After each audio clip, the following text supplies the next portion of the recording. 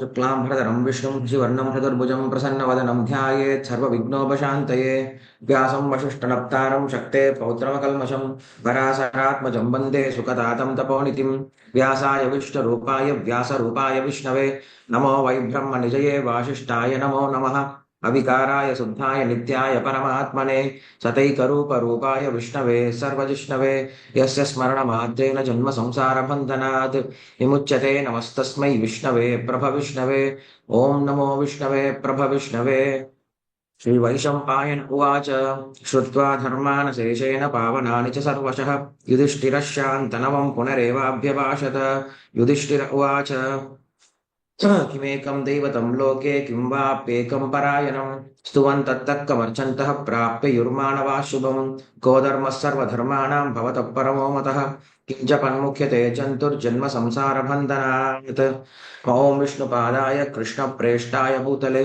श्रीमते भक्तिवेदान्त स्वामिन्निति नामिने नमस्ते सारस्वते देवे गौरवाणी प्रचारिणे निर्विशेषशून्यवादी पाश्चात्यदेशतारिणे जय श्री कृष्ण चैतन्य प्रभु नित्यानंद श्री अद्वैत गदाधर श्रीवासादि गौर भक्त वृंद हरे Krishna Krishna Krishna Hare Hare Hare Ram Ram Ram Hare Hare just a second. Hare Krishna. நாம இந்த விஷ்ணு சஹஸ்ரநாமம் அப்படின்ற கிரந்தத்துல கடந்த வகுப்புல தாது உத்தமஹா அப்படின்ற 45வது நாமம் வரைக்கும் பார்த்திருக்கோம். இன்னைக்கு நான் பார்க்க வேண்டியது 46வது நாமம் அப்பிரமேயா அப்படின்னு நாமம். அப்பிரமேயா அறிவுக்கு எட்டாத பெருமைகளை உடையவன் அப்பிரமேயா அப்படின்னு முதல்லயே அர்த்தத்தை கொடுத்துறார்.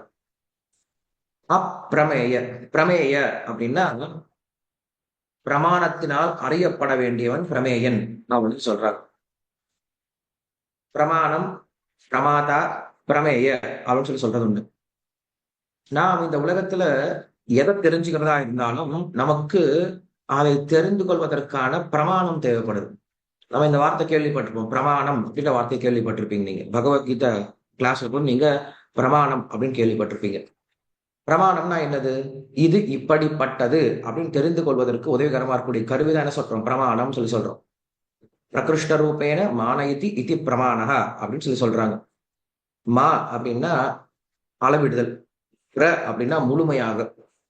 இது இப்படிப்பட்டதுன்ட்டு நான் தெரிந்து கொள்வதற்கு எது கருவியா இருக்கோ அந்த கருவிக்கு பிற பிரமாணங்கள் அப்படின்னு சொல்றோம். நம்ம உதாரணம் சொல்றோம் இல்லையா, இது போன் அப்படின்னு எப்படி சொல்றோம்? நம்ம கண்ணால பார்த்து தெரிஞ்சுக்கிறோம், இது பிரமாணம். கண் அப்படிங்கிறது பிரமாணமா இருக்கு. அதே போல நமக்கு இங்க ஒரு நல்ல வாசம் வருது, மல்லிகைப்பூ வாசம் வருது.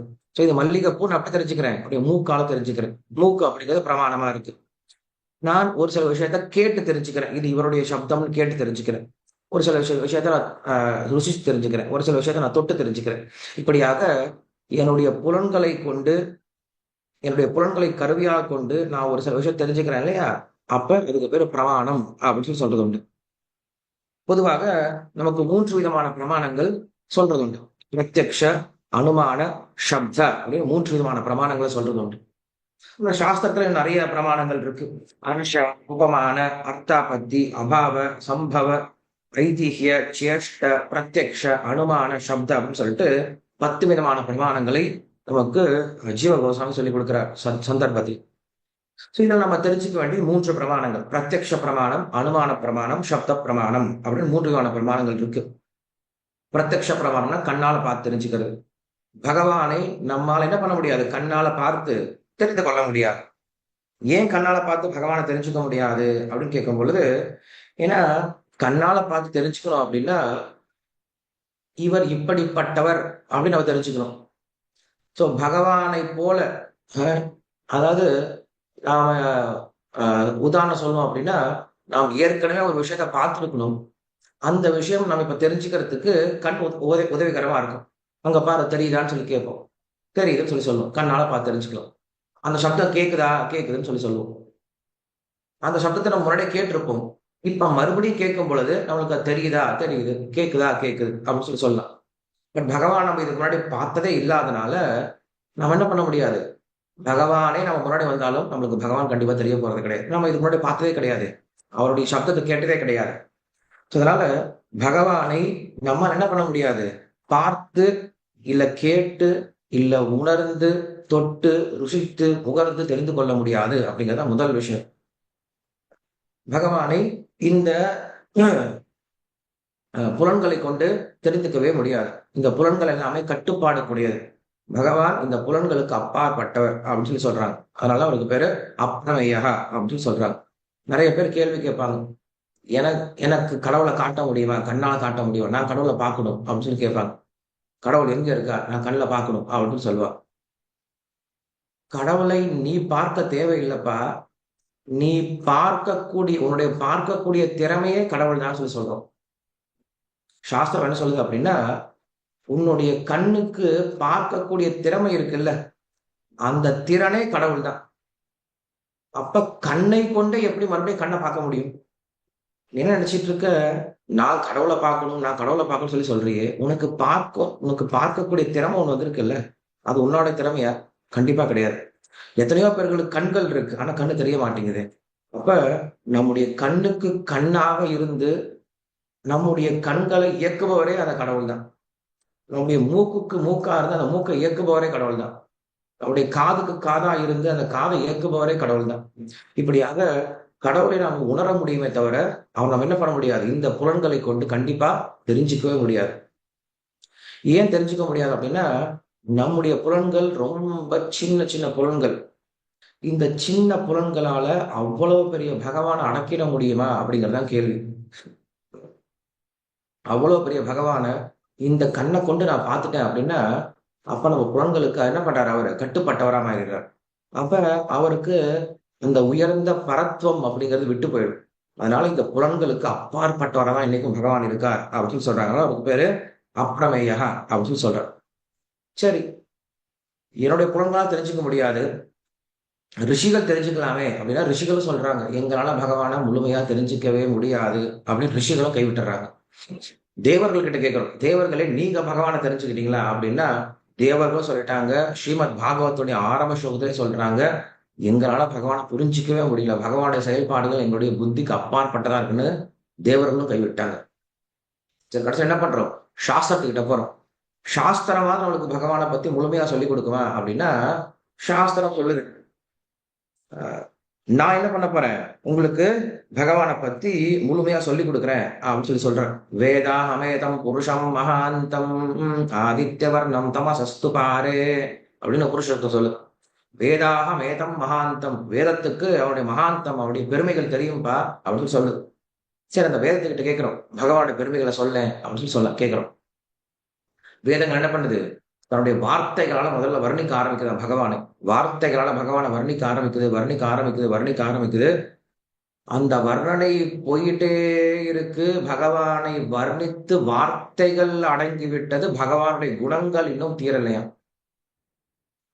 வார்த்தைகள் தீர்ந்து போயிடுச்சு. பகவானை புகழ்ந்து புகழ்ந்து புகழ்ந்து பகவானுடைய குணங்களை வர்ணித்து வேதத்துக்கிட்ட வார்த்தைகளே தீர்ந்து போயிடுச்சா. இனிமேல வேதத்தினால பகவானை வர்ணிப்பதற்கோ புகழ்வதற்கோ வார்த்தைகளே இல்லை. ஆனா பெருமைகள் மட்டும் குறையவே இல்லையா. பகவானுடைய பெருமைகள் மட்டும் குறைய மாட்டேங்குது, வார்த்தைகள் தீர்ந்து போயிடுச்சு. அதனால வார்த்தை திரும்பி வந்துருச்சான். வார்த்தை வந்து சொல்லுதா, என்னால பகவானை முழுமையா இனிமேல புகழவே முடியாது. திரும்பி வந்துருச்சா, வார்த்தை திரும்பி வந்துருச்சான். அதுக்கப்புறம் மனசு இருக்கு இல்லையா, அது கிளம்பிச்சான். மனசு சொன்னதா, வார்த்தைகளால வர்ணிக்க முடியாத விஷயத்த கூட என்ன பண்ணும், மனசு அப்படிங்கிற கற்பனையினால ஓட்டி விடலாம். நம்மளால வார்த்தைகளால வர்ணிக்க முடியாத ஒரு சில விஷயங்களை, ஆனா என்ன பண்ணலாம், கற்பனையினால இன்னும் நிறைய விஷயத்த கற்பனை பண்ணிக்கலாம். அந்த கற்பனை எல்லாத்தையும் வார்த்தையா கொண்டு வரதே பெரிய விஷயம் இல்லையா. சோ கற்பனையில என்ன பண்ணலாம், பெரிய கோட்டை கட்டலாம், ஒரு ராஜாவா இருக்கலாம், எனக்கு கீழே ஒரு 10,000 பேர் வேலை பண்ணலாம், எனக்கு நிறைய தங்கம் இருக்கலாம், நான் பெரிய போருக்கு போகலாம், சண்டை போடலாம். இதெல்லாம் என்னால வார்த்தைகளால வர்ணிக்க கூட முடியாது. ஆனா என்ன பண்ணலாம், இதெல்லாம் கற்பனை வேணா பண்ணிக்கலாம். நான் இது போல நம்முடைய மனசுனால, நம்முடைய கற்பனை திறனால நாம் கடவுளை என்ன பண்ணலாம், புரிஞ்சுக்கலாம்னு சொல்லிட்டு கற்பனை அடுத்து கிளம்புத. மனசு கிளம்பிச்சான். மனசு என்ன பண்ணுது, கடவுள் இப்படி இருப்பார், அப்படி இருப்பார், பகவான் இப்படி இருப்பார், அப்படி இருப்பார்னு சொல்லிட்டு கற்பனை செய்து கற்பனை செய்து கற்பனை செய்து கற்பனை செய்து கற்பனையோடைய உச்சி வரைக்கும் போயிட்டு திரும்ப மறுபடியும் அதுவும் வந்துடுச்சான். மனசு திரும்பி வந்துடுச்சு. வந்துட்டு சொல்லுதான், என்னுடைய கற்பனை திறனே முடிஞ்சு போயிடுச்சு. பகவானுடைய குணத்தை என்னால என்ன பண்ண முடியல, வர்ணிக்கவே முடியல. பகவானுடைய குணங்கள் என்னுடைய கற்பனைக்கும் அப்பாற்பட்டது, என்னுடைய மனதிற்கும் அப்பாற்பட்டது. ஏதோ வாச்சோ நிவர்த்தந்தே அப்பிராபிய மனசா சக அப்படின்னு பிடிச்ச சொல்லுது.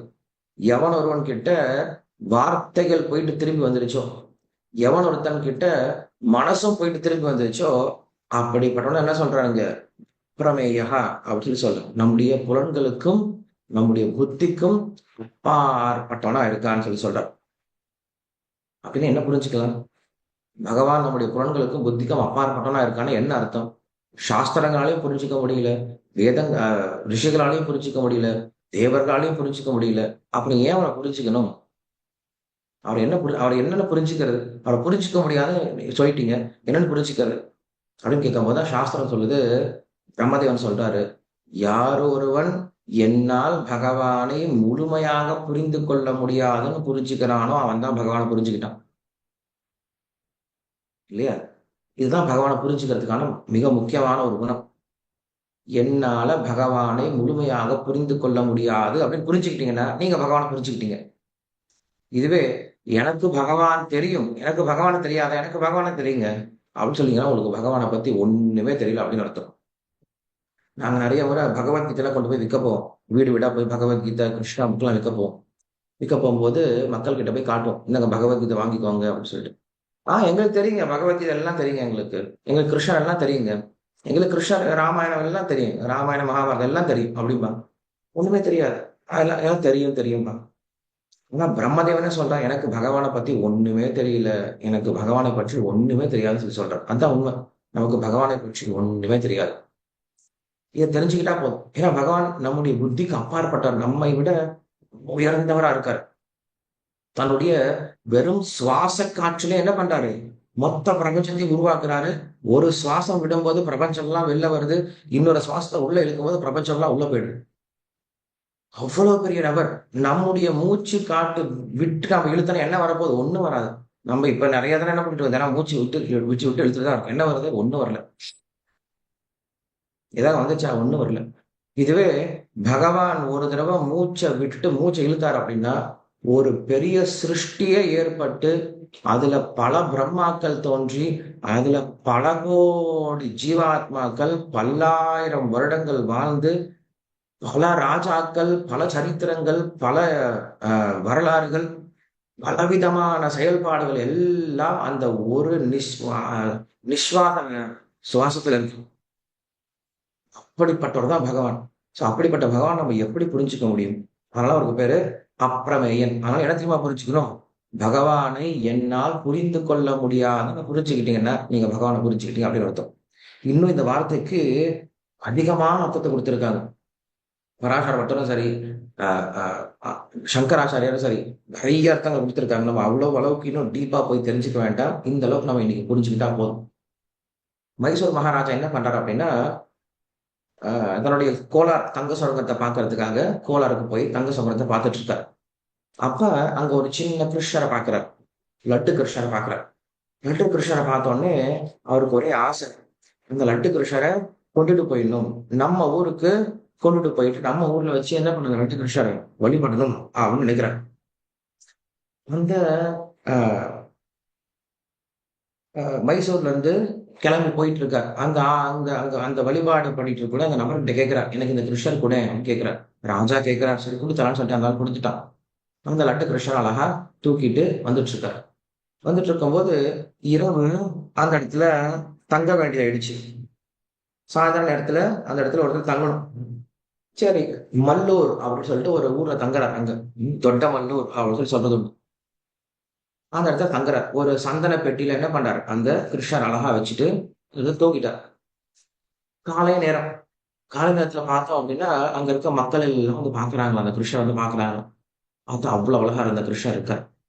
அப்ப அந்த மக்கள் எல்லாம் நினைக்கிறாங்களா, இந்த கிருஷ்ணர் அவ்வளவு அழகா இருக்காரு, எங்க கிட்டயே இருந்தா நல்லா இருக்கும், ராஜாவுக்கு கொடுப்பாரா, நம்ம ஊர்லயே இருந்தா கிருஷ்ணன் நல்லா இருப்பாரு அப்படின்னு சொல்லிட்டு அந்த தொட்டமல்லூர்ல இருக்கக்கூடிய மக்கள் எல்லாம் நினைக்கிறாங்க. அப்ப அங்க ஒரு பண்டிதர் வந்து சொன்னாரா, நீங்க நினைக்கிறதெல்லாம் நடக்காது, ராஜாலாம் கொடுக்க மாட்டார், இந்த கிருஷ்ணர் இங்கெல்லாம் இருக்க முடியாது அப்படின்னு சொல்றார். ஏன் அப்படி சொல்றீங்க? ரெண்டு காரணம். ஒன்று, அது ராஜா ஆசைப்பட்டார். அது நம்ம ஊர்ல தான் இருக்கணும்னு ஆசைப்பட்டார். அதனால என்ன பண்ணுவாரு? அது கண்டிப்பா கொண்டு போயே தீருவார். 2வது இந்த கிருஷ்ணர் ஏமாத்தக்கூடியவர். நான் பக்தர்கள் என்ன பண்ணுவாரு? நம்ப வச்சு ஏமாத்திட்டு ஓடி போயிருவார். அதனால இந்த கிருஷ்ணரை நம்ப முடியாது. ராஜாவையும் நம்ப முடியாது. அதனால கிருஷ்ணர் இங்க இருக்க மாட்டான்னு சொல்றார். மக்கள்லாம் ரொம்ப சோகமா இருக்காங்க. அதுக்கப்புறம் ராஜா என்ன பண்றான்? காலையில எந்திரிச்ச உடனே எல்லாத்தையும் அப்படியே வண்டியில ஏத்திக்கிட்டு கிளம்பலாம்னு முடிவு பண்றான். எல்லாம் தூக்கி வச்சுட்டான். ஆனா இந்த சந்தன பெட்டி வச்சிருக்காரு இல்லையா? இந்த சந்தன பெட்டிய தூக்கவே முடியல. எல்லாரும் சேர்த்து தூக்கி பார்க்குறாங்க. முக்கி முக்கி பார்க்குறாங்க. தூக்கவே முடியல. ராஜாவும் என்ன பண்றாரு? கை கொடுத்து தூக்கி பார்க்குறாரு. சந்தன பெட்டி நகர்றதா தெரியல. ஐயோ! சந்தன பெட்டி நகர மாட்டேங்குது. கிருஷ்ணர் எப்படி எடுத்துட்டு போறதுன்னு அவங்க ரொம்ப கவலையில இருக்காங்க. அப்போ ஒரு அசரீரி வாக்கு கேட்குது. ஏய் ராஜா, நான் இங்கேயே இருக்க போறேன். எனக்கு இந்த ஊர் தான் ரொம்ப பிடிச்சிருக்கு. இந்த ஊர்ல மக்கள் எல்லாருமே என்னை பக்தியினால என்ன பண்ணிட்டாங்க? கட்டுப்படுத்திட்டாங்க. அதனால நான் இந்த ஊர்லயே இருக்கிறேன் அப்படின்னு சொல்றாங்க. அந்த ஊர்ல ஏற்கனவே அப்பிரமேய சுவாமி அப்படின்ட்டு ஒரு சுவாமி ஒரு பெரிய கோயில்ல இருந்துட்டு இருக்காரு. ஒரு பெருமாள் அப்பிரமேய பெருமாள் இருந்துட்டு இருக்காராம்.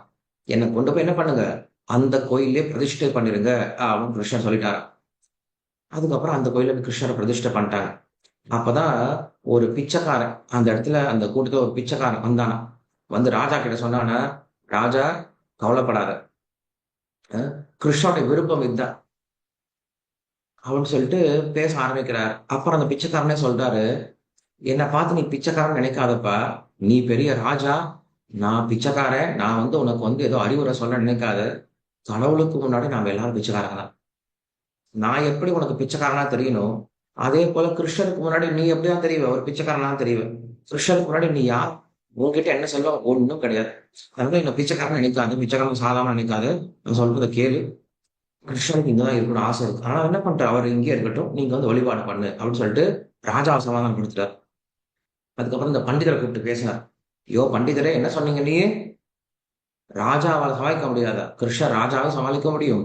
அதே போல கிருஷ்ணரை ஏமாத்தக்கூடியன்னு சொல்ற இல்லையா? கிருஷ்ணர் என்னைக்கு ஏமாத்த மாட்டார்.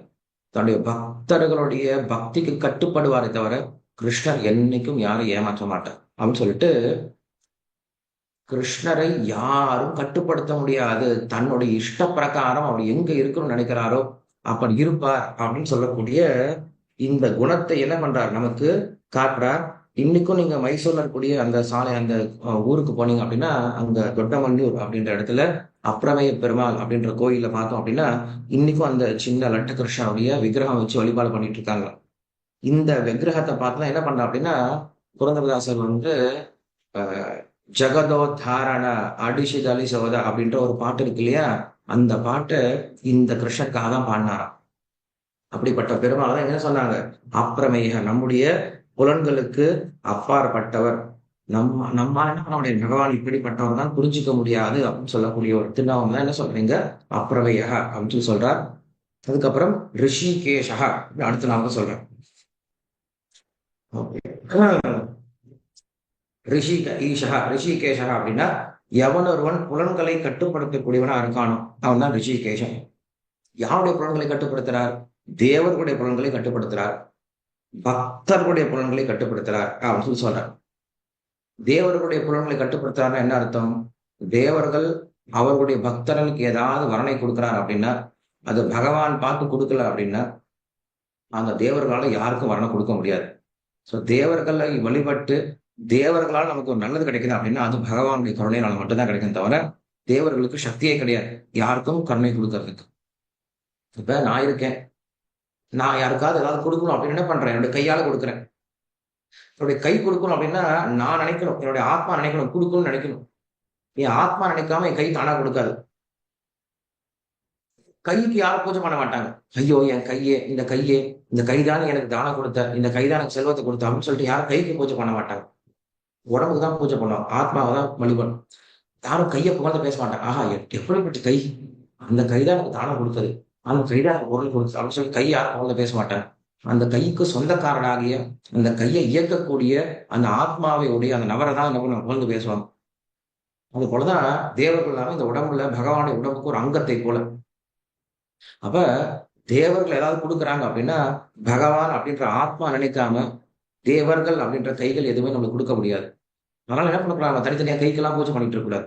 பகவானுக்கு பூஜை பண்ணோம் அப்படின்னா மொத்த உடல்ல இருக்கக்கூடிய எல்லா புலன்களுக்கும் பூஜை செய்ததா அர்த்தம். அதனால அங்க பூஜை எல்லாம் பண்றது உண்டு பொதுவா. மக்கள் அங்க பூஜை பண்றதுன்னு சொல்லிட்டு நிறைய தேவர்கள் வழிபடுவாங்க. ஸோ தேவர்கள் வழிபாடு அப்படிங்கிறது உங்க உடம்புக்குள்ள தனித்தனி அங்கத்தை வழிபடுற மாதிரி தேவையில்லை. பூரா அங்கத்தை என்ன பண்ணலாம் வழிபட்டலாம், ஆத்மா வழிபட்டோம் அப்படின்னு. இது தேவர்களை கட்டுப்படுத்தக்கூடியவரா இருக்கான்னு சொல்லி சொல்றான். அதுக்கப்புறம் பக்தர்களுடைய புலன்களை கட்டுப்படுத்துறேன் அப்படின்னு சொல்லி சொல்றான். ஏன்னா இந்த புலன்கள் தான் எப்படிப்பட்டது அப்படின்னா திருடர்கள் சொல்லி சொல்லுது. ஒரு இடத்துல வேடிக்கையா சொல்றது வந்து ஒரு ஒரு செல்வந்தர், அவர் வந்து அவர் வீட்டுல திருட்டு போயிடுச்சு. திருட்டு போன பாடு காலைல உட்காந்து அழுதுட்டு இருக்காரு. அழுதுட்டு இருந்து அவர் நண்பர் வந்து கேட்கிறார், ஏன் அழுதுட்டு இருக்க? நேற்று நைட்டு எங்க வீட்டை திருட வந்துட்டான், திருடிட்டு போயிட்டான். பரவாயில்ல, உங்ககிட்ட நிறைய செல்வம் இருக்கு, கொஞ்சம் போனா என்ன தப்பு இருக்கு, அதனால என்ன அவன் போய் என் வருத்தப்படுற அப்படின்னு கேட்கிறான். அப்போ அவர் சொல்றாரு, அந்த செல்வந்தர் சொல்றாரு, திருடிட்டு போனது எனக்கு தப்பா தெரியலப்பா, அது ஒரு பெரிய கஷ்டமே கிடையாது. எனக்கு என்ன தெரியுமா கஷ்டம்? அந்த திருடன் எங்க வீட்டுல திருடி எல்லாத்தையும் மூட்டையா கட்டி ஏன் தலைமையில வச்சு என்னையே தூக்கிட்டு வந்து அவங்க இடத்துல வச்சுட்டு போக சொன்னான். இதுதான் எனக்கு ரொம்ப வருத்தமா இருக்கு. எங்க வீட்டுல திருடிட்டு நானே அந்த திருட்டு பொருளை என்ன பண்ண வேண்டியதா இருக்கு, கொண்டு போயிட்டு அவங்க வீட்டுல தூக்கி தூக்கி சுமந்துட்டு போயிட்டு அவங்க வீட்டுல வச்சு வந்தேன் இல்லையா, அதான் எனக்கு ரொம்ப கஷ்டமா இருக்குன்னு சொல்லி சொன்னாராம். இது போல நம்ம புலன்கள் என்ன பண்ணுது, நம்ம கிட்டே இருந்து நம்ம கிட்ட இருந்து எல்லாத்தையும் நம்ம கிட்ட வாங்கிக்கிட்டு கடைசியில் நம்மளே என்ன பண்ணுது, அது தன்னுடைய சேவகனா மாத்திக்குது. ஸோ அப்படியாக நம்ம புலன்களுக்கு என்னதான் கொடுத்தாலும் திருப்தி அடைய மாட்டேங்குது. புலன்கள் நம்ம திருப்திப்படுத்த முயற்சி பண்ணிக்கிட்டே இருக்கோம். நம்ம கிட்ட இருந்து எல்லாத்தையும் வாங்கிக்குது. கடைசியில் நம்மளை என்ன பண்ணுது, அடிமையாக்கிடுது. இப்படியாக என்ன சொல்றோம் அப்படின்னா, புலன்களை இப்படி இல்லாம பக்தருடைய புலன்களை தன்வயப்படுத்தி அவனை பக்தியிலேயே வச்சிட்டு இருக்காரு இல்லையா, அதனால அவனுக்கு பேரு ரிஷிகேஷா. ஏன்னா இந்த புலன்கள் அப்படிங்க நம்மளை நாலா பக்கம் போட்டு இழுக்குது. அந்த புலன்களை கட்டுப்படுத்துறதுதான் ராமநாமம் இருக்கு. ராம அப்படின்னு சொல்லி சொன்னா என்ன தெரியுமா அர்த்தம்? ரமயதி இது ராமகான்னு சொல்லி சொல்றாங்க. எந்த ஒரு எந்த ஒரு நபர் நம்முடைய புலன்களுக்கு ஆனந்தத்தை கொடுக்கிறாரோ அவருக்கு பேர் ராம அப்படின்னு அர்த்தம். இப்ப நம்ம என்ன பண்றோம், பலராமரையோ இல்ல ராமரையோ என்ன பண்றோம், வழிபாடு பண்றோம். உம். ஹரே ராமன்னு சொல்லும்போது என்ன தெரியுமா அர்த்தம்? என்னுடைய புலன்கள் வந்து கட்டுப்பாடு இல்லாம இந்த உலக சுகத்துக்கு பின்னாடி ஓடிட்டு இருக்கு. அப்படி இல்லாம என்னுடைய புலன்களுக்கு ஆனந்தத்தை கொடுத்து எப்பயும் என்னுடைய புலன்களை உன்னுடைய கட்டுப்பாட்டிலே வச்சிரு அப்படின்னு சொல்றதா என்ன சொல்றோம், ஹரே ராமா ஹரே ராமான்னு சொல்றோம் இல்லையா. ஹரே கிருஷ்ணா சொல்லி சொல்றது எப்பயும் உன்னுடைய சேவையில வச்சிட்டு உன்னுடைய சேவையில என்னை ஈடுபடுத்துன்னு சொல்றது ஹரே கிருஷ்ணா மந்திரம். ஹரே ராமா அப்படிங்கிறது என்னுடைய புலன்களுக்கு ஆனந்தத்தை கொடுத்து அதை உன்னுடைய கட்டுப்பாட்டிலே வச்சுன்னு சொல்றது ஹரே ராமா சொல்லுது. இப்படியாக என்ன பண்றாரு அப்படின்னா, கிருஷ்ணர் எல்லா புலன்களையும் கட்டுப்படுத்தக்கூடியதா இருக்காரு. அதனால ரிஷிகேஷா. ரிஷிகேஷருக்கு இன்னொரு அர்த்தம் இருக்கு. ஹர்ஷ ஈ கா ஈஷா ரிஷிகேஷ. ஈ ஹர்ஷ அப்படின்னா ஆனந்தத்தை, யாருக்கெல்லாம் ஆனந்தத்தை கொடுக்கிறார். ஈ அப்படின்னா லக்ஷ்மி, க அப்படின்னா பிரம்மா, ஈஷா அப்படின்னா சிவன். யார் ஒருவன் லக்ஷ்மி, பிரம்மா, சிவன் இப்படியாக அனைவருக்கும் ஆனந்தத்தை கொடுக்கக்கூடியவராக இருக்கார், அவனுக்கு பேரு ரிஷிகேஷன் அப்படின்னு சொல்றான். அதே போல துருவஸ்துதியில பார்த்தோம் அப்படின்னா, துருவ மகாராஜன் தவம் பண்றான், 5 வயது பையனா தவம் பண்றான். பகவான் மாடு வந்து தோன்றுகிறார். அந்த பகவான் தோன்றியதுக்கு அப்புறம் அந்த பகவான் கிட்ட என்ன பிரார்த்தனை பண்றது அப்படின்னு தெரியல அவனுக்கு. எப்படி பிரார்த்தனை பண்றதுன்னு தெரியல. ஏன்னா ஒன்றும் படிக்கவே இல்லை. சோ அப்படி படிக்காதவன் என்ன பண்றான்னா, ஆனா ஆசை இருக்கு அவனுக்கு, பகவான் புகழ்ந்து பேசணும் அப்படின்னு ஆசை இருக்கு. இப்ப என்ன பண்றாரு பகவான், அவனுடைய சங்கத்தை எடுத்து அவனுடைய தலையில வைக்கிறார். வச்ச உடனே அவனுக்கு எல்லா ஞானமும் வந்துடுது. எல்லா சாஸ்திர விஷயங்களும் புரிய ஆரம்பிச்சிருது. அதுக்கப்புறம் என்ன பண்ணான், அவன் பேச ஆரம்பிக்கிறான். யோந்த பிரவிச்சம் வாசிமா பிரசுப்தாம் அப்படின்னு சொல்லிட்டு பேச ஆரம்பிக்கிறான். அவன் சொல்றான், எப்படி ஒரு சஞ்சீவனி அப்படிங்கிறது ஒரு மூலிகையானது உள்ள போய் ஒருத்தனுக்கு உயிரை திருப்பி கொண்டு வந்து கொடுக்குமோ, அது போல உன்னுடைய அந்த நீ அந்த தொட்ட இல்லையான்னா அது என்ன பண்ணுது, எனக்கு உள்ள போயிட்டு என்னை உயிர்ப்பித்து கொண்டு வந்தது அப்படின்னு சொல்லி சொல்றான். அவ நாம் பேசணும் அப்படின்னா அந்த பேச்சுக்கே காரணம் யாருதான், உள்ள பகவான்ற ஒரு சக்தி இருக்கிறதால நம்மளால பேசவே முடியுது. நம்ம சாஸ்திரத்தை பேசினாலும் சரி, எந்த விஷயத்த பேசினாலும் உள்ள பகவான் இருக்கிறதால நம்ம என்ன பண்ண முடியுது, வாய் திறந்து பேச முடியுது. நம்மளுக்கு உயிரும் நம்ம நம்ம உடம்புல ஓடிட்டு இருக்கு. ஸோ அப்படி நமக்குள்ள இருந்து நம்முடைய எல்லா புலன்களையும் கட்டுப்படுத்தி நம்ம எல்லா புலன்களுக்கும் ஆனந்தத்தை தரக்கூடியவரா இருக்கிறனால அவருக்கு பேரு ரிஷிகேஷா அப்படின்னு அவருக்கு பேர் உண்டு. சரி, ஆல்ரெடி 6:50 ஆயிடுச்சு. சரி, இன்னும் ஒரு நாமம் மட்டும் பார்க்கலாம். ரிஷிகேஷா அப்படின்னு நாமத்திற்கு நாம் எந்த உதாரணம் பார்க்கலாம் அப்படின்னா, சிவனுடைய உதாரணத்தை பார்க்க முடியும். சிவபெருமான் அங்க ஆலகால விஷத்தை குடிச்சிட்டு இருக்கார். குடிச்சிட்டு வர்றதுக்குள்ள என்ன எடுக்கு அப்படின்னா, கிருஷ்ணர் இங்க என்ன பண்றாரு, மோகினி அவதாரத்தை எடுத்து தேவர்களுக்கு இந்த அமிர்தத்தை கொடுத்துட்டு அசுரர்களை ஏமாத்திட்டு போயிட்டாரு. போனதுக்கு அப்புறம் பிரம்மதேவ சிவபெருமானுக்கு ஒரே கஷ்டம்.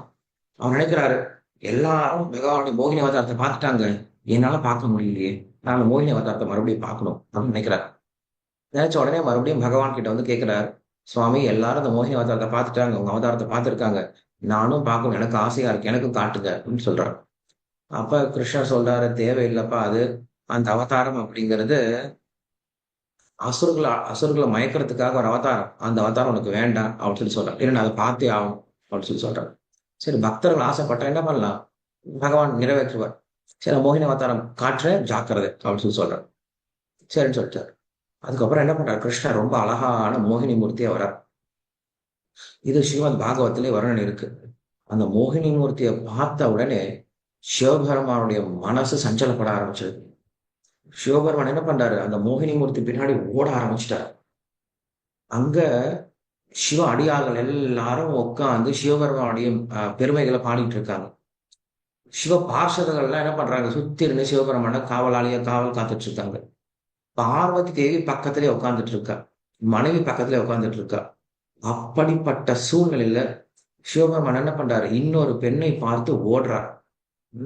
இந்த மோகினி மூர்த்தி சும்மா இல்லை, இந்த மோகினி மூர்த்தியும் ஓடுறா.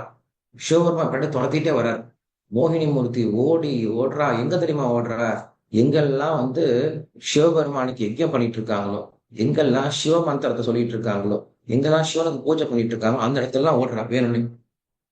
அப்ப சிவபக்தர்கள்லாம் பாக்குறாங்க, சிவபெருமான் ஓடுறத பாக்குறாங்க. சிவபெருமான் எங்க ஓடிட்டு இருக்காரு, மோகினி மூர்த்தி பின்னாடி ஓடிட்டு இருக்காரு. இரண்டாவது, நம்ம சிவன் இங்க வழிபாடு பண்ணிட்டு இருக்கோம், சிவன் ஏதோ ஒரு பொண்ணு பின்னாடி ஓடிட்டு இருக்காருன்னு சொல்லிட்டு அவங்க எல்லாம் பார்த்து ரொம்ப ஷாக்கிங்ல இருக்காங்க. அப்படி இருக்கும்போது மோகினி மூர்த்தி ஓட ஓட அந்த மோகினி மூர்த்தியை கடைசியில பிடிக்க வரார். மோகினி மூர்த்தி அங்கிருந்து மறைஞ்சு போயிட்டார்.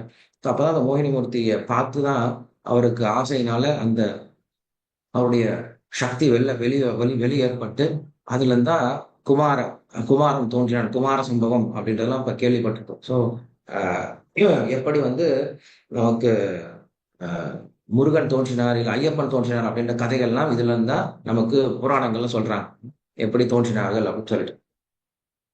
அப்பதான் வந்து பார்வதி தேவி கேட்கிறாங்க, என்ன கேட்கிறாங்கன்னா, சிவபெருமான் கிட்ட கேட்கிறாங்க, சுவாமி நீங்க வந்து காமனையே கொன்னவர், காமனே வந்து உங்களை வந்து என்ன பண்ண முடியல, உங்களுக்கு காமத்தை உண்டுபடுத்த முடியல, காம தகனம் பண்ணவர் நீங்க. அப்படி இருக்கும்போது நீங்க எப்படி இப்படி ஒரு பெண்ணுக்கு பிராணி ஓடுனீங்க அப்படின்னு கேட்கிறாங்க. உடனே அப்ப சிவபெருமான் சொல்றாரு, ஹே பார்வதி, நான் வந்து புலன்களை அடக்கி இருக்கேன்னா அதுக்கு காரணம் என்ன தெரியுமா, பகவான் தான். பகவானுடைய கருணையால என்னோட புலன்கள்லாம் அடங்கி இருக்குது. இப்ப அதே பகவான் என் கண்ணு முன்னாடி வந்து நிக்கிறார், ஒரு பெண் ரூபத்துல வந்து நிக்கிறார் அப்படின்னா புலன்கள் அடங்கிடுமா என்ன? நம்ம புலனடக்கம் யார் மேல இருக்கணும், தப்பான விஷயத்து மேல புலன்கள் அடங்கி இருக்கலாம். பகவானை பார்த்தும் புலன்கள் அடங்கி இருக்கணும் அப்படின்னா அது புலனடக்கம் கிடையாது. நான் புலன்களை அடக்கியிருக்கேன், நான் புலன்களை அடக்கியிருக்கேன்.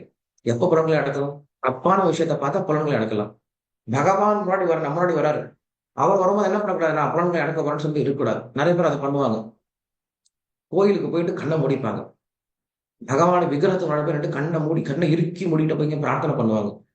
நீ கண்ணை எப்ப மூடணும், தேவையில்லாத விஷயங்கள் வரும்போது நீ கண்ணை முடிக்கலாம். பகவான் உங்க முன்னாடி நின்றுட்டு இருக்கும் போது அப்ப நீங்க கண்ணை மூட தேவையில்லை. அப்ப என்ன பண்ணும், கண்ணை நல்லா திறந்து பார்க்கணும்.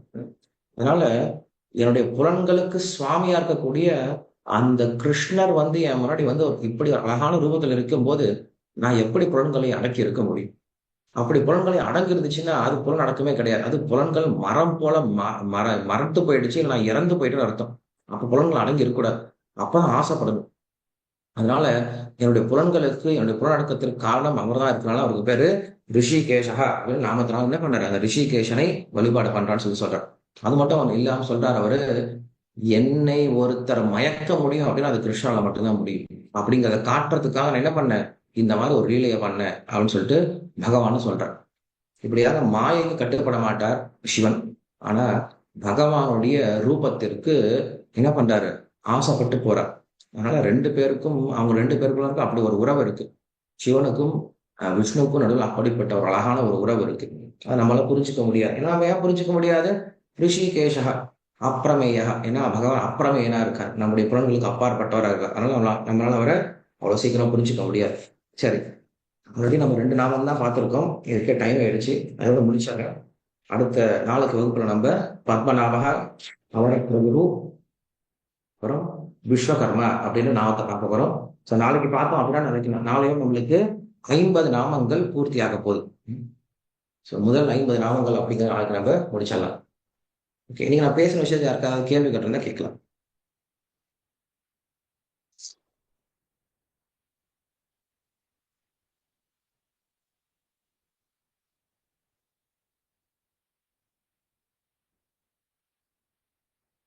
ஹரே கிருஷ்ணா பிரபு.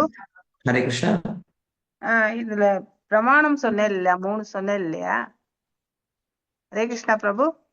கேக்குது, சொல்லுங்க. கேக்குறது. அதுல அனுமான பிரமாணம், சப்த பிரமாணம், அதுக்கு அர்த்தம் என்ன பிரபு? சப்த பிரமாணம் அப்படின்னா நம்மளுடைய கண்ணால பார்த்து தெரிஞ்சு கொள்வது. ஓகே. கண்கள், காது, மூக்கு, நம்ம புலன்களை கொண்டு தெரிஞ்சு கொள்வது பிரத்யக்ஷ பிரமாணம். அக்ஷம்னா புலன்கள். நம்முடைய புலன்களால ஒரு விஷயத்தை தெரிஞ்சுக்கிறோம் அப்படின்னா அது பேர் பிரத்யக்ஷ பிரமாணம். இது பொதுவா நடக்கக்கூடியது. அனுமான பிரமாணம் அப்படின்னா கற்பனையால தெரிஞ்சு கொள்வது. கற்பனைனா என்ன அர்த்தம்? வேற எங்கேயோ ஒரு இடத்துல புகை வந்துட்டு இருக்கு. ஸோ புகை வந்துட்டு நான் என்ன தெரிஞ்சுக்கிறேன்? அங்க நெருப்பு இருக்குன்னு தெரிஞ்சுக்கிறேன். ஸோ நான் அங்க நெருப்பை பார்க்கல, ஆனா நெருப்பு இருக்குன்னு தெரிஞ்சுக்கிறேன். எப்படி தெரிஞ்சுக்கிறேன்? அனுமானம் பண்ணி தெரிஞ்சுக்கிறேன். எப்படிப்பட்ட அனுமானம் பண்ணேன்? அங்க புகை இருக்கு. நான் இதுக்கு முன்னாடி என்ன பண்ணிருக்கேன்? எப்ப எல்லாம் நெருப்பு பார்த்தனோ அதோட சேர்ந்து புகையும் பார்த்திருக்கேன். அதனால இப்ப புகையை பார்த்தோம் எனக்கு ஞாபகம் வந்துருச்சு. ஓ, அங்க புகை இருக்கா, அப்ப நெருப்பு இருக்கணும் அப்படின்னு தெரிஞ்சுக்கிறேன். இதனால அதுக்கு என்ன சொல்றாங்க? அனுமான பிரமாணம் சொல்லி சொல்றாங்க. அனுமானம் செய்து தெரிந்து கொள்வதற்கு பேரு அனுமான பிரமாணம் சொல்லி சொல்றோம். இது 2 பேரும் நமக்கு செல்லாது இங்க. ஏன்னா பகவானை நம்முடைய புலன்களால் தெரிஞ்சுக்க முடியாது. புலன்கள் கட்டுப்பாடு கூடியதா இருக்கு. பகவான் இப்படிப்பட்டவர் தான் நம்மளால கற்பனை பண்ணி தெரிஞ்சுக்க முடியாது. ஏன்னா நம்முடைய கற்பனைக்கு அப்பாற்பட்டவரா இருக்கார். அப்ப என்னதான் தெரிஞ்சுக்க முடியும் அப்படின்னா சப்த பிரமாணத்தை தெரிஞ்சுக்க முடியும். சப்த பிரமாணம் அப்படின்னா சாஸ்திரத்தினால தெரிஞ்சுக்க முடியும். சாஸ்திரம் அப்படிங்கிறது தான் நம்மளுக்கு ஒரு பிரமாணமா இருக்கு. இதற்கு உதாரணம் கொடுக்குறாங்க. என்ன உதாரணம் கொடுக்குறாங்க? ஒரு குழந்தை அவங்க அப்பாவை பார்த்ததே கிடையாது தன்னுடைய வாழ்க்கையில. அப்பாவை பார்த்ததே கிடையாது. அந்த அப்பா அந்த அப்பாவை எப்படி தெரிஞ்சுக்க முடியும் அந்த குழந்தை அப்படின்னா, பிரத்யக்ஷால தெரிஞ்சுக்க முடியாது. அனுமானத்தால தெரிஞ்சுக்க முடியாது. ஒரே ஒரு விஷயம் தான் அந்த அந்த குழந்தைக்கு ஒரு வழி. அப்பாவை தெரிஞ்சுக்கிறதுக்கு என்ன வழி? அம்மா சொல்லி தெரிஞ்சுக்கணும். அம்மா சொல்லிட்டாங்க அப்படின்னா, இவர் தான் அப்பா சொல்லிட்டாங்க தெரிஞ்சுக்க முடியும். ஏன்னா, அம்மா அப்படிங்கிறவர் தான் சரியான நபர் அப்பாவை சொல்லிக் கொடுக்கறதுக்கு. அப்ப அப்பா எப்படி தெரிஞ்சுக்கிறாங்க? கேட்டு தெரிஞ்சுக்கிறான். சப்தம் அப்படின்னா கேட்டு தெரிஞ்சுக்கிறது. சரியான நபர்கிட்ட இருந்து கேட்டு தெரிஞ்சுக்கிறதுக்கு பதிலா சப்தம்னு சொல்லி சொல்றோம். அது போல நாம் பகவானை தெரிஞ்சுக்கணும் அப்படின்னா, அந்த பகவானையும் சப்தத்தினால தெரிஞ்சுக்க முடியும். சப்தம்ங்கிறது என்னது? இங்க சாஸ்திரம். சாஸ்திரம் அப்படிங்கிறது பகவானே தன்னை பற்றி தானே கொடுத்த வர்ணனை தான் என்ன சொல்றோம்? சாஸ்திரம் அப்படின்னு சொல்றோம். ஸோ அதனால அந்த சாஸ்திரத்தினால மட்டும்தான் பகவானை புரிஞ்சுக்க முடியும் அப்படிங்கிறதா சப்த பிரமாணம் அப்படின்னு முடிக்கிறாங்க. ஓகே. ஹரே கிருஷ்ணா. ஹரே கிருஷ்ணா. ஹரே கிருஷ்ணா. ஸ்ரீலக்ஷ்மி. ஓகே. ஹரே கிருஷ்ணா பிரபு. ஹரே ஹரே கிருஷ்ணா. கிருஷ்ணா. என்னுடைய பேரை இன்னைக்கு தான் ஸ்கூல் ஜாயின் பண்றான் பிரபு. அவனுக்காக ப்ரே பண்ணுங்க பிரபு. Name okay. அனிருத். நேம் என்னது? அனிருத். அனிருத். ஓகே. ஓகே. எல்லாரும் அனிருத்துக்காக நம்ம எல்லாரும் பிரார்த்தனை பண்ணிக்கலாம். அந்த அனிருத் வந்து நல்லபடியா படித்து அதனால கிருஷ்ணரை உணர்ந்து கிருஷ்ண பக்திக்கு வந்து அந்த கிருஷ்ண பக்தியை பற்றிய விஷயங்களை நல்லா சொல்லி கொடுத்து நல்ல குணங்களோட அவன் வரணும் அப்படிங்கிறது நம்ம என்ன பண்ணலாம்? எல்லாருமே பிரார்த்தனை பண்ணிக்கலாம். ரொம்ப நன்றிமா. ஹரே கிருஷ்ணா. ஹரே கிருஷ்ணா. ஹரே கிருஷ்ணா. தேங்க்யூ. காமாட்சி. ஹரே கிருஷ்ணா பிரபு. சரி, 2 பேரும் ஓபன் பண்ணாதீங்க. காமாட்சி. நான் கிருஷ்ணமூர்த்தி சார் வர ஓபன் பண்றேன். ஹரே கிருஷ்ணா பிரபு. இன்னைக்கு என் சின்ன பையனோட பிறந்தநாள் பிரபு. இன்னைக்கு ஆக்சுவலி டேட் ஆஃப் பர்த் பிரபு. நாளைக்கு ஒன் செகண்ட். காமாட்சி நீங்க ஓபன் பண்ணிக்கோங்க. இன்வைட் பண்ணிக்கோங்க. ஹரே கிருஷ்ணா பிரபு. கேக்குதா? கேக்குது, சொல்லுங்கம்மா. என் சின்ன பையனுக்கு இன்னைக்கு டேட் ஆஃப் பர்த் பிறந்தநாள் பிரபு. நாளைக்கு வந்து நட்சத்திர பிறந்தநாள் வந்து பிரபு. நீங்களும் டிவோட்டிஸ் தான் ஆசீர்வாதம் பண்ண பிரபு. கண்டிப்பா. பேர் என்ன பையனுக்கு? சுப்பிரமணிய பாலா பிரபு. சுப்பிரமணிய பாலா. சுப்பிரமணிய பாலா. ஓ, சுப்பிரமணிய பாரதி போல சுப்பிரமணிய பாலா. சுப்பிரமணிய பாலா. ஹரே கிருஷ்ணா. ஹரே கிருஷ்ணா. ஃபுல் மந்திரம் சொல்லு. ஹரே கிருஷ்ணா. சொல்லு. நான் சொல்ல திரும்ப சொல்லு. Hare Krishna. Hare Krishna. Krishna Krishna. Krishna Krishna. Hare Hare. Hare Hare, Hare Rama Hare Rama, Hare Rama Hare Rama, Rama Rama Rama Rama, Hare Hare. Hare Hare. தேங்க்யூமா. ஹரே கிருஷ்ணா. ஹரே கிருஷ்ணா. Okay, next Srilakshmi.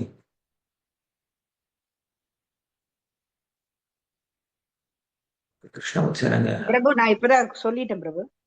ஓ ஓகே.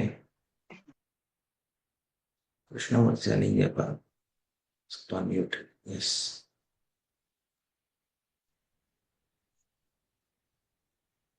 ஹரே கிருஷ்ண பிரபு.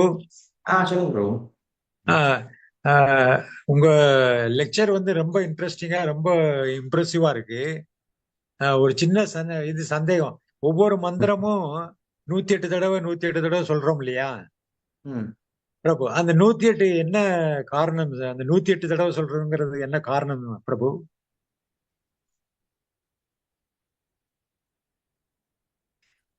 108க்கு என்ன காரணம் இருக்கு? நம்மளுக்கு சாஸ்திரம் சொல்லி கொடுக்குது அந்த 108 முறை சொல்லுங்க அப்படின்னு சொல்லிட்டு. ஏதாவது கண்டிப்பா காரணம் இருக்கும். பட் எனக்கு தெரிஞ்ச காரணம் ஒன்னே ஒண்ணுதான். நம்முடைய ஆச்சாரியர்கள் சொல்லி கொடுத்துருக்காங்க 108 முறை சொல்றோம், அவ்வளவுதான். இதை போய் நம்ம எதுக்கு 108 நம்பர் வச்சிருக்காங்க, 109 வச்சா ஏன் 109 வச்சிருக்காங்கன்னு கேட்போம். 150 வச்சிருக்காங்கன்னா ஏன் 150 வச்சிருக்காங்கன்னு கேட்போம். நம்ம கொஸ்டின் கேட்டுதான் இருக்கும். பட் ஆச்சாரியர்கள் தான் ஃபிக்ஸ் பண்ணிருக்காங்க, 108 ஃபிக்ஸ் பண்ணிருக்காங்க. அது கண்டிப்பா என்ன அர்த்தம் இருக்கும்னு நான் படிச்சது கிடையாது, நான் அதை பத்தி யோசிச்சதும் கிடையாது. 108 முறை சொல்றதுக்கு நல்லா இருக்கு, சொல்லிட்டு இருக்கோம். 108 திவ்ய தேசம்னு சொல்றது உண்டு. அதை பத்தி நான் பெருசா யோசிச்சது கிடையாது. அது எனக்கு தெரியல. நான் தெரிஞ்சா உங்களுக்கு நான் சொல்றேன் மறுபடியும். 108க்கு ஏதாவது ஸ்பெசிபிக்கா ஏதாவது இருக்கலாம். பட் அதை பத்தி நான் பெருசா யோசிச்சது கிடையாது. 108 முறை ஏன் சொல்லணும் அப்படின்னு சொல்லிட்டு சொல்றோம். ஒரு சில விஷயங்கள் நம்ம யோசிக்கலாம், ஒரு சில விஷயங்கள் நம்ம ஜஸ்ட் ஃபாலோ பண்ணிட்டு போயிட்டே இருக்கணும். சாஸ்திரங்கள்ல ஒரு சில விஷயங்களை சொல்லும் போது நம்ம என்ன பண்ணலாம், யோசிச்சு அதை கூட கொஸ்டின் கேட்கலாம், ஏன் இப்படி சொல்லியிருக்காங்கன்னு கொஸ்டின் கேட்கலாம். ஒரு சில விஷயங்கள் வந்து ரொம்ப சிம்பிளா இருக்கும்போது அதை பத்தி நம்ம பெருசா யோசிக்க தேவையில்லை. அதை தெரிஞ்சுக்கிறதுனால நம்மளுக்கு ஏதாவது பிரயோஜனம் இருக்குமா அப்படின்னா, அந்த பிரயோஜனம் இருந்தா நம்ம தெரிஞ்சுக்கலாம். இப்ப வந்து ஆத்மான்னு சொல்றாங்க. ஆத்மா பத்தி கிருஷ்ணர் சொல்லி கொடுக்குறாரு. நான் ஆத்மா பத்தி ஏன் தெரிஞ்சுக்கணும் அப்படின்ற கேள்வி கேட்கலாம். அது ரொம்ப உயர்ந்த கேள்வி. அதை பத்தி நம்ம தெரிஞ்சுக்கிட்டோம் அப்படின்னா நம்ம ஆத்மா பத்தி இன்னும் தெரிஞ்சுக்கிறதுக்கு உதவிகரமா இருக்கும். 108 முறை அப்படிங்கிறது என்ன? 108 முறை சொன்னாதான் அப்ப பகவான் நம்ம அடைய முடியுமா அப்படின்னு நிறைய பேர் கேள்வி கேட்பாங்க. அப்படிலாம் கிடையாது. பகவானை ஒரே ஒரு முறை பகவானை சொன்னா கூட அவங்க பகவான் அடைஞ்சிடலாம். அப்ப 108 அப்படிங்கிற ஒரு நம்பர் தான் வச்சிருக்காங்க. அது எதுக்குன்னு நமக்கு தெரியல, பட் தெரிஞ்சா அவங்க சொல்லி கொடுக்குறேன். தேங்க்யூ பிரபு. ஹரே கிருஷ்ணன். நன்றி பிரபு. ஓகே, ஆனந்தி ராஜன். கேக்குதா? ஹரே கிருஷ்ணன். ஹரே கிருஷ்ணா. சொல்லுங்கம்மா. இன்னைக்கு என் பேரன் வந்து ஒரு வாரமா ஸ்கூல் போகல, போக ஆரம்பிச்சிருக்கேன். வேதாந்தம் பேரு, அனிருத்து ஒரிஜினல் பேரு, ஆனா வேதாந்தம் கூப்பிடுறது. அதனால அவனுக்காக பிளஸ் பண்ணி அவன் நல்ல இதுவா வரணும் அப்படின்றது தான். ஆன்மீகம் போவான். இப்பதான் சொன்ன உங்களுக்கு அனிருத் தானே சொன்னேன் இப்ப. ஆமா ஆமா, அது இல்ல, அது வேற. அவளுக்கும் பேரனுக்கு அனிருத்னு வச்சிருக்காப்புல இருக்கு. அவங்க பேரும் அனிருத் தான் வச்சிருக்காங்களா? ஓகே, உங்க பேர் வேதாந்த். ஓகே, வேதாந்த், அனிருத், யாரெல்லாம் இன்னைக்கு ஸ்கூலுக்கு போறீங்களோ இல்ல யாரெல்லாம் ஸ்கூலுக்கு ஆல்ரெடி போயிட்டு இருக்காங்களோ எல்லாருக்கும் நம்முடைய ஆசீர்வாதங்கள், நம்முடைய பிரார்த்தனைகள் நம்மளோட இருக்கட்டும். என்ன பிரார்த்தனையா இருக்கட்டும், அவங்களும் நல்ல கிருஷ்ண பக்தியோட சாஸ்திரத்தை புரிந்து சாஸ்திரத்தின் பிரகாரம் நடந்து நல்ல பக்தியோட வரணும் இல்லையா? ஏன்னா இன்னைக்கு நம்மளுக்கு சர்டிபிகேட் முக்கியம் கிடையாது. நீங்க எல்லாருக்கும் தெரியும், அப்பா அம்மாவுக்கு நீங்க எல்லாருக்கும் தெரியும். முன்னாடி என்ன சொல்லிட்டு இருந்தாங்க, படிப்பு முக்கியம் சொல்லிட்டு எல்லாரும் அனுப்பிட்டே இருந்தாங்க. இப்ப என்ன தெரியுமா சொல்றாங்க, என் பையன் சொல்ற பேச்சு கேட்டா போதும் இல்லையா, நல்ல பையனா வந்தா போதும் அப்படின்னு எல்லாரும் புரிஞ்சுக்கிட்டாங்க. அதனால சர்டிபிகேட்டை காட்டிலும் நல்ல குணத்தோட வர்றது ரொம்ப முக்கியமா இருக்கு இல்லையா? அதனால நாம எல்லாரும் என்ன பண்ணலாம், நம்முடைய குழந்தைகளுக்கு நல்ல குணத்தை வளர்க்கக்கூடிய இதை போன்ற நல்ல விஷயங்களை சொல்லிக் கொடுக்க முயற்சி பண்ணலாம். ஆசீர்வாதம் அப்படின்னா என்னது? நல்ல கை வச்ச ஒரு ஷாக் ஏற்பட்டு திடீர்னு அவங்களுக்கு ஆசீர்வாதம் சினிமாவில் காட்டுறாங்களா, அந்த மாதிரி ஆசீர்வாதம் கிடையாது. உண்மையான ஆசீர்வாதம் அப்படிங்கிறது குரு சொல்லக்கூடிய வார்த்தையை கேட்டு அதை பின்பற்றினாங்கன்னு வச்சுக்கோங்களேன், அதுதான் ஆசீர்வாதம். குரு நமக்கு ஆசீர்வாதம் கொடுக்குறான்னு என்ன அர்த்தம்? நம்ம மேல தண்ணி தெளிச்சாருன்னா, நம்ம மேல கைய வச்சாருன்னா நம்மளுக்கு ஆசீர்வாதம் ஏற்படும் அப்படின்லாம் கிடையாது. ஆசீர்வாதம்னா ஒண்ணே ஒண்ணுதான். அவங்க நம்மளுக்கு என்ன பண்ணுவாங்க, ஒரு சில இன்ஸ்ட்ரக்ஷன்ஸ் கொடுப்பாங்க, அறிவுரை கொடுப்பாங்க. இப்படி வாழுங்கள் அப்படின்னு அறிவுரை கொடுப்பாங்க. அந்த அறிவுரை கேட்டோம்னு வச்சுக்கோங்களேன், அதுதான் பெரிய ஆசீர்வாதம். கிருஷ்ணன் நம்மளுக்கு எப்படி ஆசீர்வாதம் கொடுக்குறாரு? பகவத்கீதை அப்படின்ற இந்த உயர்ந்த கிரந்தத்துல ஆசீர்வாதம் கொடுக்குறாரு. ரிஷிகள்லாம் நம்மளுக்கு எப்படி ஆசீர்வாதம் கொடுக்குறாங்க? மந்திரங்கள் அப்படின்ற ரூபத்துல நம்மளுக்கு ஆசீர்வாதம் கொடுக்குறாங்க. தேவர்கள்லாம் நம்மளுக்கு எப்படி ஆசீர்வாதம் கொடுக்குறாங்க? நிறைய பொருட்கள் நம்மளுக்கு கொடுத்துருக்காங்க. இந்த உலகத்துல எல்லாத்தையும் உபயோகப்படுத்தி நாம் பகவானுடைய சேவையில் ஈடுபட்டா அது தேவனுடைய ஆசீர்வாதம். இப்படியாக நமக்கு எல்லாருடைய ஆசீர்வாதம் நம்ம கிட்ட இருந்துட்டு தான் இருக்கு. நாம் அந்த ஆசீர்வாதத்தை எடுத்துக்கணும். ஸோ எல்லார்கிட்டையும் நாம் கேட்டுக்கொண்ட விஷயம் இதுதான். உங்க குழந்தைகளுக்கு என்ன பண்ணுங்க, தினமும் நீங்க உட்கார்ந்து ராமாயணமோ மகாபாரதமோ பாகவதமோ என்ன பண்ணுங்க, கதை சொல்லி கொடுங்க. இதுதான் பெரிய ஆசீர்வாதம் அந்த குழந்தைகள். இன்னைக்கு அது தேவை குழந்தைகளுக்கு. குழந்தைகளுக்கு தான் இன்னைக்கு தேவை. அதை நீங்க சொல்லிக் கொடுக்கல அப்படின்னா அவங்களுக்கு யாருக்குமே நம்முடைய கலாச்சாரத்தை பற்றி ஒண்ணுமே தெரியாது. அவங்க இங்கிலீஷ் பேசுவாங்க, ஃபோன் நல்லா யூஸ் பண்ணுவாங்க, நல்லா ப்ராஜெக்ட்லாம் பண்ணுவாங்க, பல விஷயங்கள் கெட்டிக்காரங்களா இருப்பாங்க.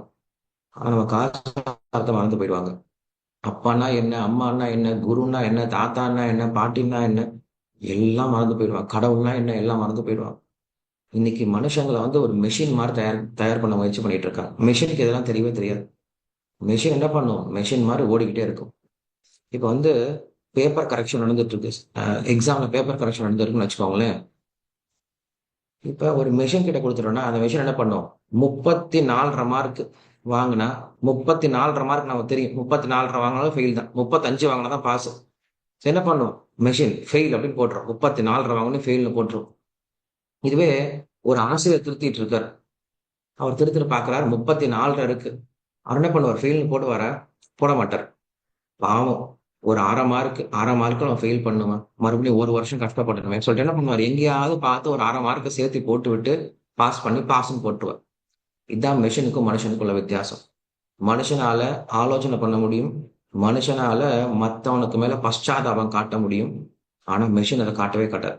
ஸோ நாம வந்து ரொம்ப கெட்டிக்காரனா மெஷினை போல இருக்கலாம், பட் கெட்டிக்கார மெஷின் நம்மளுக்கு தேவையில்லை. நமக்கு மற்றவங்களுக்கு மேல பశ్చాத்தாபம் காட்டக்கூடிய மனிதநேயம் அப்படிங்கிறது தான் முக்கியம். ஸோ அதற்கு நம்மளுக்கு மனுஷனா வைக்கிறது தான் ரொம்ப முக்கியம். அதுக்கு நம்மளுக்கு பக்தி விஷயங்கள், இதை போன்ற ஆன்மீக விஷயங்கள் ரொம்ப உதவிகரமா இருக்கும். ஸோ இங்க இருக்கக்கூடிய எல்லா அப்பா அம்மாவுக்கும் எல்லா தாத்தா பாட்டிக்கும் சொல்லக்கூடிய ஒரு சின்ன அறிவுரை இல்ல ஒரு சின்ன வேண்டுகோள் இதுதான். நீங்க என்ன பண்ணுங்க, தினமும் உட்காந்து அவங்களுக்கு கதை சொல்லி கொடுங்க. அவ்வளவுதான். கதை எல்லாருக்கும் பிடிக்கும், எல்லா குழந்தைங்களுக்கும் பிடிக்கும். நம்ம இப்ப விஷ்ணு நாமம் சொல்லி கொடுத்துட்டு இருக்கோம்ல, நாமத்தையும் சொல்லிக் கொடுங்களேன். ஒரு நாமத்தை சொல்லி கொடுத்துட்டு அதுக்கான விளக்கத்தை சொல்லிக் கொடுங்க, நல்லா கேட்பாங்க. ரொம்ப நன்றிமா. ஹரே கிருஷ்ணன். கலைவாணி.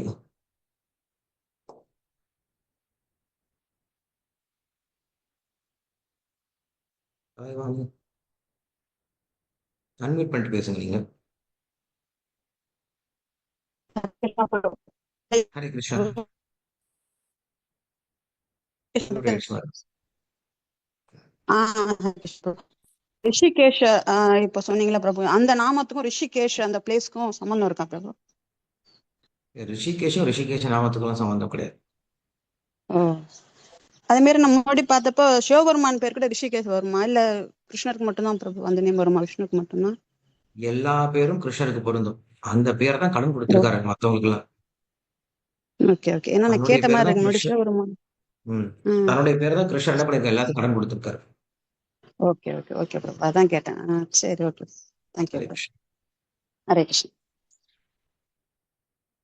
கோமதி.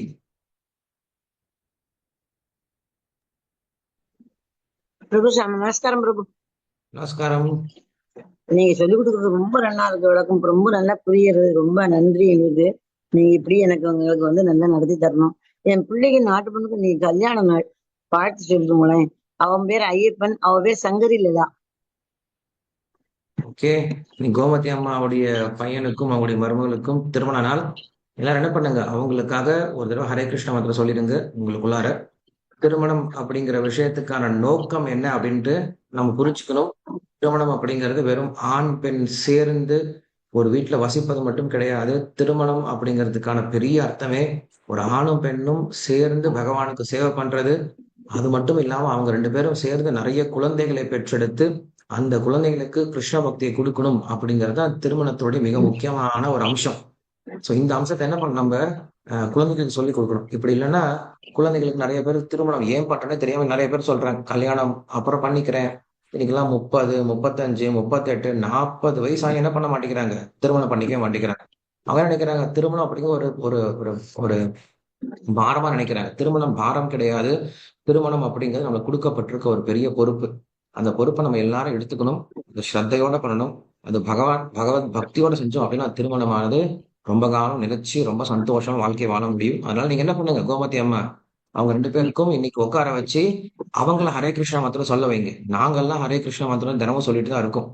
நாங்க சொல்லிடுறோம் இன்னைக்கு அவங்களுக்காக.